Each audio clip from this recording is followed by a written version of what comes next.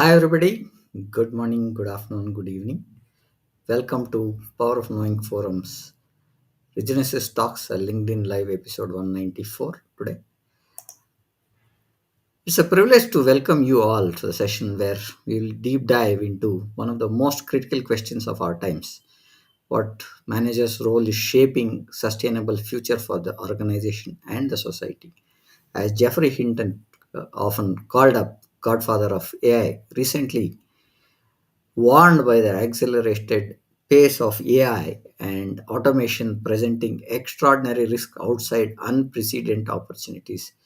In the next 12 to 18 months, decisions made by managers will shape not only your organization but broader societal fabric for decades to come. We stand at the crossroads, and the choices we make today will determine whether we build a culture of resilience or innovation, or face systematic stagnation and distrust. To help us explore this, I am thrilled to introduce three incredible growth creators who bring decades of insights, vision, action to this conversation. Thomas Welsh, the creator of Regenesis, CS Rajiv Bajaj, Regenesis Global Lead, and Sunil Kumar, Regenesis Global Lead. Each of them will take us through an unique perspective and how managers inspire strategies and lead to a rapid changing world. Let's begin with Thomas bringing on to the stage. Okay, thank you, Thomas, Prem. Thank you, Prem. Thank you for your introduction. I think the article by Jeffrey Hinton about the power of AI was really startling because 6 months ago, not long after he left Google, because he was one of the original architects of the original AI models, that's why he's known as the godfather of AI. He thought that the chances of AI causing the end of humanity was about a 10% possibility within the next 30 years.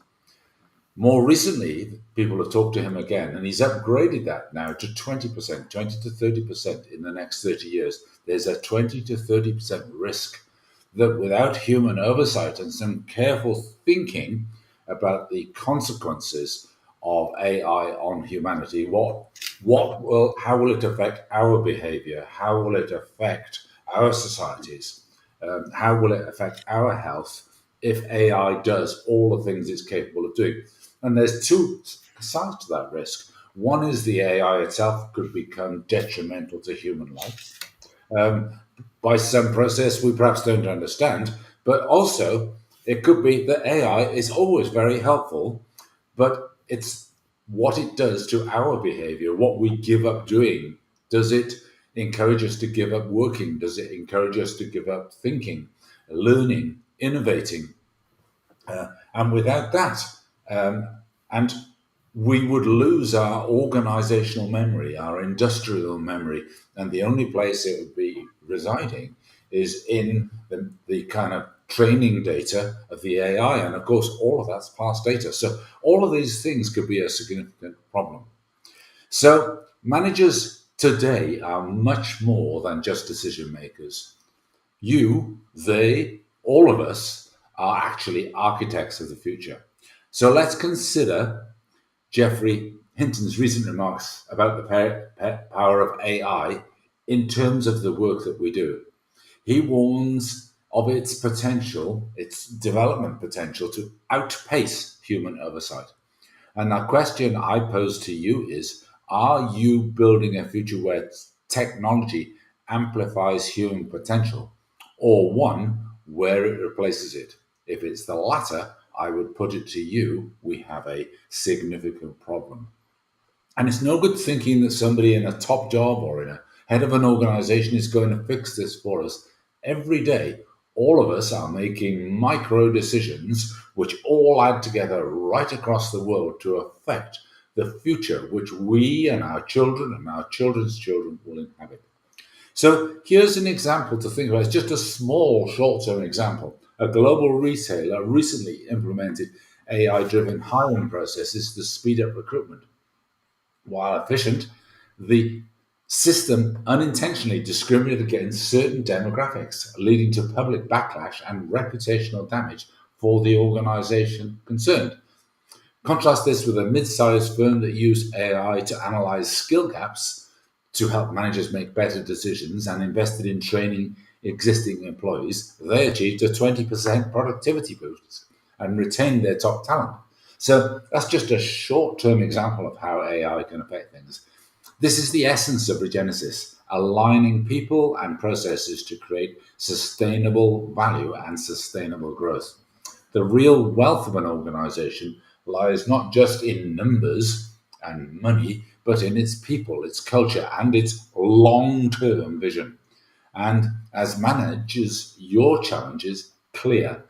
Are your decisions today and tomorrow and this week, next month, paving the way for growth, inclusion, and resilience of the human race and your society and your people? Or is it doing something else? And are you balancing short term gains with long term health and prosperity for the planet, really? It's not just about using tools like AI, it's about asking the right questions right now. The manager's role, I put it to you, has never, ever been more important. Let's proactively manage this change on purpose. Let's be intentional about it all. We want to build a better human supporting, planet supporting future for all. So, Rajiv, I'd like you to take this on a little bit further if you could. Over to you to explore how we can model this kind of vision effectively, please. Thank you, Thomas. After that lively example, that what AI can do for us and what havoc also it can create for us. I think we move straight to how we can focus on scenario modeling. So to complement what you said, scenario modeling is an essential tool for managers in this era of rapid transformation. Let me ask you this. How many of you have modeled the societal impact of your decisions over the next 5 to 10 or even 50 years? So, if you start doing that, you can analyze the risk involved or the rewards involved in doing this activity. So I also can share one example of a logistic company which introduced AI to optimize delivery routes, cutting costs by 15%. Sounds great, especially to the finance person like me. But the model didn't account for workers' fatigue due to tighter schedules. So they completely ignored the human aspect or HR aspect of it. So within months, attrition spiked and operational cost actually increased due to constant rehiring. So people were leaving them, and they were forced to recruit the new one. They lost their good workers, and in the process and the cost of training the new ones was more than what they were saving. So in the contrast to this, there was an energy company that used scenario modeling to plan a shift to renewable energy over 20 years by engaging employees, local governments, and investors in their vision.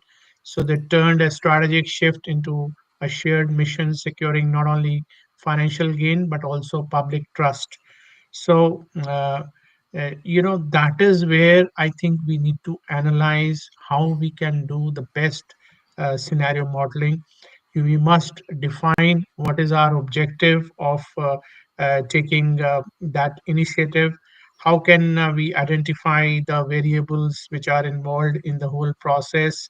And then we can determine what is the best for us, and we can create the assumptions, and accordingly we can develop a set of scenarios whether we should go for scenario A, B, C. And we can also analyze the quantitative and qualitative impact of that, and try and develop strategies accordingly. So simply going for scenario modeling also and simply adopting a new practice can also be very risky. So I think the examples shared by Thomas as well as me, we are clearly trying to bring out that the use of AI is definitely going to increase the efficiencies, but at the same time, we all need to have those human aspects being analyzed, and we need to be very careful when we are adopting those strategies. So, for managers, this is your mandate model not just efficiency, but the human and societal impact of your strategies. Think beyond the quarterly results and design solutions and make your people and your communities look stronger. The question is isn't just that AI can do for you, but you can do with AI to create a thriving ecosystem. So it is not only what you are uh, thinking on the drawing board. We need to go down to the operational level to analyze the various aspects of the solutions which we are trying to implement, uh, analyze them from all the aspects, that what is the impact on the people around you, what is the impact on the overall society, and only then go for the implementation of those models. So, well, scenario modeling is very, very important, and that is where the top managers, CEOs, we need to focus on and try to, evolve the best solutions for the organization. So, the question isn't just that what AI can do for us. Let's create a thriving ecosystem for us where we can utilize AI for the best interest of our organization. So, Sunil, can the managers take this vision and turn it into action? I would like you to cover that part so that we can see the practical side of it also.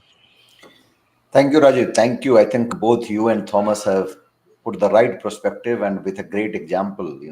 So we are discussing three things. Number one, the role of manager in today's world, in today's in today's time. The second important is how to use the technology. And third important is how manager can build the culture, values in the system, in the organization. So the role of manager is not limited to short-term objective or long-term objective or financial objective only. The role of manager is to build the culture and values of the organization. And believe me, all the big organization, big companies like Tata, company like ITW, company like GE, you name the organization, any organization who is sustaining today and who is working great for for themselves, the only differentiation is that they are having a strong value, a strong culture, a strong thought process, and there is a leadership working style. So they have, and that has not happened in a day. That has happened, that has happened, that has got developed within the system, and that is coming from from decades. And that is the reason those organizations is surviving and growing, and they're having great value system. So the question here is, the new managers or the CEOs or the directors who are working for the organization, they have to take time and they have to understand that their role is not limited to the financial numbers in short term or long terms. They are basically, they are responsible for building the culture, value of the organization, and that base work will only help in sustaining the organization or making the organization in a way when that organization will will survive 100 years, and their flag will be high and high and high. So those thought process is very, very important. Now the question is how regenesis will help. Regenesis help the managers, CEO and director to inculcate those things, because we are living in a world where technology is changing very fast. It's very easy that that manager or CEO decides that yes, I will implement these technology. But the question is how to utilize, how to implement those things are very, very important. And Thomas and Rajiv has given the right example. If you are not utilizing in right way, that will give reverse impact. And that is where we play a role. We guide the managers, we guide the directors that what exactly you have to do, so that the implementation should be smooth, so that you can implement it for the benefit of the organization, and at the same time you are building a culture for the organization. So you are basically demonstrating that you are inspirational leader, and you are basically developing the culture, preparing the organization for the future. So how to do it? The question is, we have developed what, we have discussed what and why, but how to do it? So when we talk how to do it, the simple example is that you have to demonstrate yourself as an inspirational leader. You have to tell the story. You need to be a trend setter. So when you do these things, then you are basically inspiring your teams, your stakeholders, and even your customers. And that makes differentiation. And we help them in doing that. Here is a powerful example. Regional banks, bank faced a problem that the moral of the employee is very, very down. So what to do? And they have to do, and why the moral is down? Because they have to implement the technology, automation technology. So everybody was in fear. But how the leadership has taken it and how implemented it, what they have done, they have followed and launched a future ready initiative. So they have found out what are the skill gap and how to upskill the a skill set of the employee. So when that has happened, all the employees were ready and they have enrolled in the upskill. And believe me, when that has happened, the result was that 20% increase in moral and productivity of the organization. So you have to utilize the technology, you have to implement the technology. That is the need of the hour. But how to utilize that is very, very important. And you have to lead with examples that yes, in this organization, this technology has got implemented and that has given positive impact. And believe me, this is not easy. And here we play a role. We help you how to create those environment within your organization that will help you in developing the culture, developing the system, implementation of the new technology, as well as keeping the moral of your employee high. So you have to ask three questions yourself. My dear directors, my dear CEOs, my dear managers, you have to ask two questions. The first question is, are you inspiring your team members with a vision they can believe in? The second line is very, very important. They believe in, means have you created that trust in them, among themselves? They are believing on you or not. So that personal touch is very, very important. So that is first question. The second question is, are you using AI to augment human creativity, not diminish it? The example of Thomas was very, very, very, very important here, and that needs to be taken care, that needs to be thought of. So when manager and directors are trying to do it, the only thing he has to look into that yes, I will do it, but I need external support who will help us in developing those culture, that making us future ready, and we are there to help you out. Over to you, Prem. Can I just drop in here before Prem comes back Yeah, please. and say something about some of the themes that are coming through for me from this? I think it's really important that managers and leaders recognize that that word inspire. I don't know about you, Sunil and Rajiv, but leaders that have inspired me have two things. One is they've cared about me and my future, and they've inspired me to do something, to become greater, to make more contribution. So I think that there's three big components that sit in the role of manager. And I don't know that at this time, people, managers, leaders, executives are very good at this, because the pressure has all the time to become shorter and shorter term in our vision and our aspirations. So I think there's three elements. One is to inspire you needs to be an inspirational visionary, which is what Rajiv talked to. Then the second element is to be an inspirational scenario model. In fact, I talked to the visionary, but it's Rajiv gave us really great examples about what scenario modeling truly entails. And it's not short term anymore. We're making such profound decisions now. We need to stretch out to that 50 years. So that be an inspirational scenario modeler is crucial. And what you come to, Sunil, is the fact that we need to enable managers to become inspirational future builders. They can't just model it now. They've actually then got to take the next step and say, okay, let's make a decision about the future for the world we really want. And of course, the futures for the world we really do not want, and take action.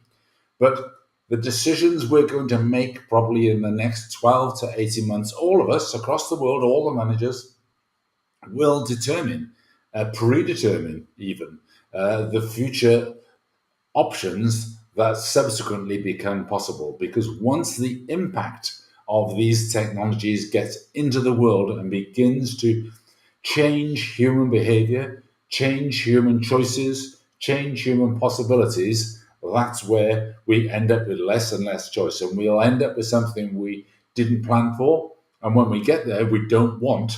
And worse still, we might not be able to get out of. So those three elements, the number one, be an inspirational visionary. Number two, be an inspirational scenario modeler. So it's to have the wherewithal. And as you said, Sunil, it's where we help in Regenesis. This is what we help you do, is to become a great scenario modeler so that you then can become an inspirational future builder, a real leader who takes us towards a better world and a better future. There are lots of challenges here, and I think it's really important that we move forward with care. That's all I want to say now. I don't know whether Sunil or Rajiv want to add any more before we go back to Prem. No, I think Thomas, Thomas, you have rightly added the yeah, right point, and I think yes, Rajiv, you were telling something.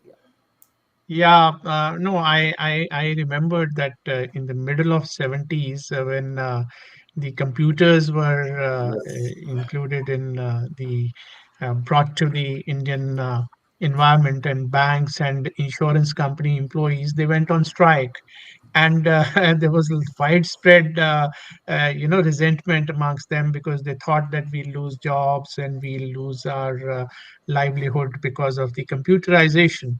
But we have seen in front of our own eyes that what computers have done to us. It has actually helped the society and the people, and they were loving the efficiency with which they can work now. So I think the leader, as Thomas said, has to show that vision to the people who are facing that kind of fear, or facing that kind of pressure on their mind. And but at the same time, the example I gave, we cannot be ruthless in terms of implementing few things which can be too heavy for the people, and it affects their health or something. So we have to balance it out. So that's very, very important. That's what I wanted to Yes. say. Yeah. I think that's very, very important. And I think the thing that we all need to keep an eye on is actually health now. Because if you take a person's work away from them, if it's, just take the example of somebody losing their job, if we end up with widespread unemployment, or even some models of the future suggest that there won't be work for very many people, they will be essentially unemployed, and they will have some kind of universal basic income. Now, if that happens, it's really difficult when I talk to my medical colleagues and they say without work, humans deteriorate really rapidly. They become less thoughtful, less intelligent, less productive, but most importantly, less healthy. And that's a very scary road to think that this iteration of technology could take us there unintentionally. It's not what any of the best organizations are thinking right now, but it's what a lot of organizations are not thinking, which is installing the technology, installing the automation without scenario modeling it out. So what does that cause to happen? And then what does that cause to happen? And playing when we were kids, we used to play a game of consequences. And that's exactly what executives need to be doing now. They need to model out, where does this take us if we do this? And it needs to be whilst it's still if. It's too late when we've done it. And the question is, okay, now how do we cope now that we have done this? Because once the effects are in place, they're much harder to cure than prevent. Big, big stuff. And it's a very, very important job that we all see, all of us, I know, for Regenesis. So maybe time to hand over back to you, Prem, to close us out here and talk about how people can work with us at Regenesis. Thank you, Thomas. I think it's thank you for that, Sunil, Rajiv, Thomas. Very powerful insights that we had in this discussion today. The next 12 months to 18 months are very critical for us. The choices you make will not only define your organization but also have ripple effect on the industries, communities, and economies.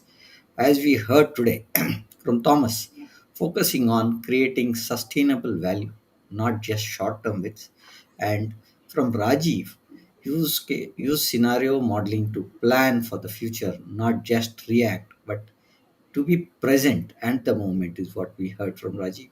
And from Sunil, what an inspired vision and that connects to people, technology for a greater good. That's what we heard from Sunil. To support you in this journey, we are offering a Regenesis growth program, a structured roadmap to help you align people, maximize flow, and catalyze expansion at and right now we are offering at a 70% discount on the full program.